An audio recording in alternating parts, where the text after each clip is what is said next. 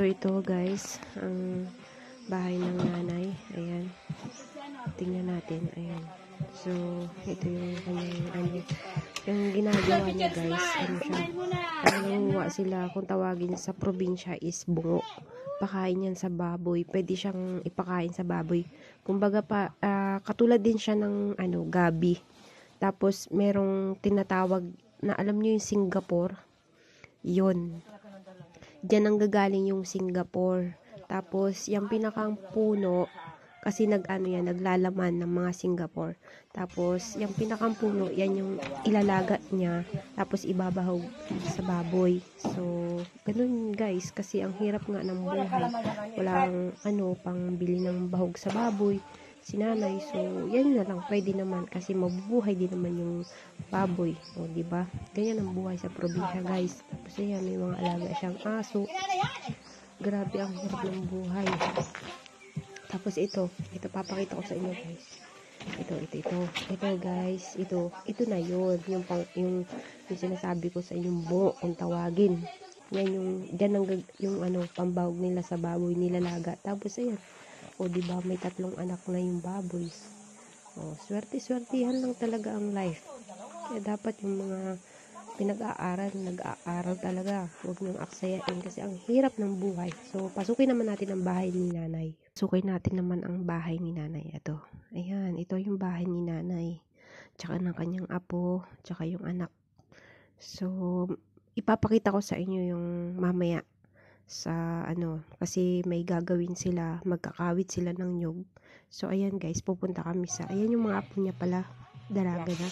So ayan, magdidilig si nanay ng mga halaman. So sasamahan natin. Let's go. Bumalik. Sandaan daw yan. Sandaan. So 100 daw yun guys. Binili ni nanay.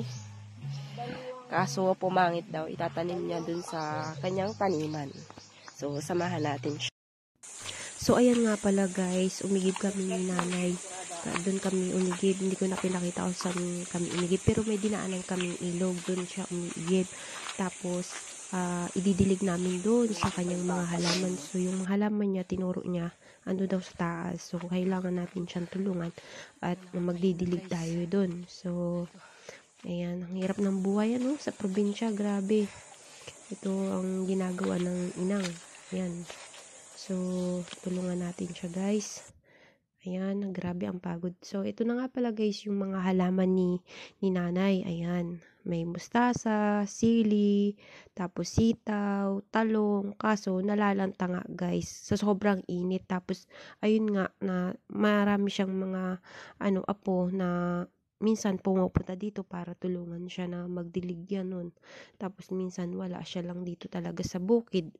So ayan, ito yung sili itatanim namin kahit mainit. Ayan, tutulungan natin si nanay. Ayan, o diba, ayan yung mga halaman ni nanay. Ayan, ito yung sili, o diba, ang daming bunga. Okay na rin kasi maganda na rin to guys kasi diba, kaya siguro malakas si nanay kasi masustansya yung kinakain niya, mga sariwa ba. Ayan, diba? May sitaw siya. So, ayun guys, tulungan natin si nanay na magdilig ngayon. Ayan, nagdidilig na si nanay. Ayan, may papaya. O, diba? Sobrang fresh ko ng kinakain ni nanay kaya siguro malakas. Ayan pala yung mga sitaw tsaka sili. Ayan, kahit parang tuyo na, 'di ba? Pero hindi siya tuyo, guys. Hindi ganoon siya katuyo. Lang siya. Kaya mukhang tuyo kasi sobrang init. Ayan, may kamatis din si nanay. O, 'di ba? Ang dami niyang tanim-tanim. Kahit sobrang payat ni nanay, 'Di ba? Ang lakas-lakas niya kasi masustansya yung kinakain niya. Sitaw.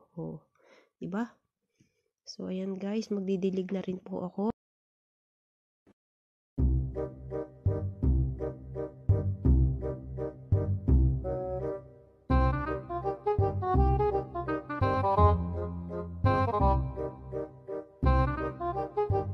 Ayan guys, ang kanyang apo nagdidilig. Pakasipag talaga.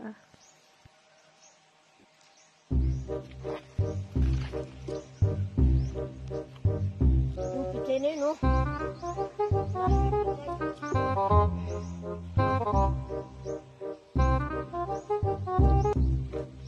Ito?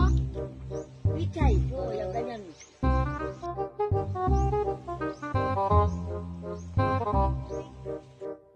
Buti.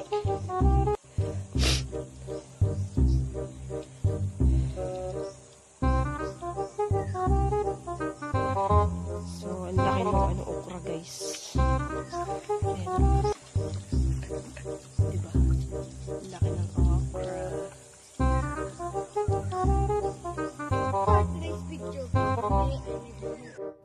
So, ayun guys, uuwi na kami. Tapos na magdilig ang nanay. So,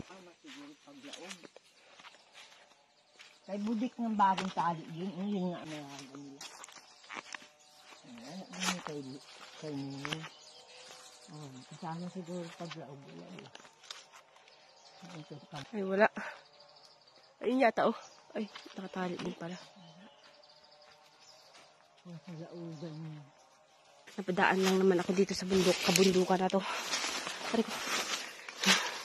Maghahanap tayo ng mga taong matutulungan natin. Ayan. Pari ko.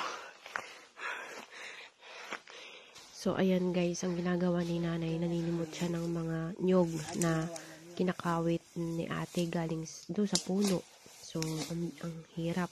Tapos, sobrang init pa dito sa bukid, no? Grabe. Ganito ang buhay sa bukid, guys. Kaya dapat yung mga taong pinag-aaral, mag-aral kayo. Kasi ang hirap ng buhay, oh. Ayun. Nakita nyo? Hello, Tita Liza. Or Mama Rita.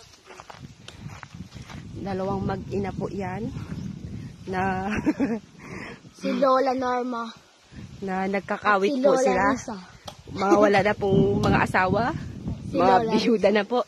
Baka sakaling matulungan natin po sila. At si nanay po sobrang payat na. Oh, tinan nyo naman guys. Nakakaawa naman. Matandang are. Talaga namang napakasipag eh. Nabiyuda ho yan nung last 2022. Ayun si Kamol ho namatay. Ayan po, kawawa naman po yung mangyan. Wala na pong makain kaya nagkakayod ng ng mura. So, ito naman po yung nanay ng bata. Nagtutupas ng nyog kasi ibibinta nila kasi wala na pong makain. Kawawa naman po talaga tong pamilya na to. Sobrang hirap po talaga ng buhay dito sa probinsya. Sana po ay matulungan natin sila. Maraming salamat po.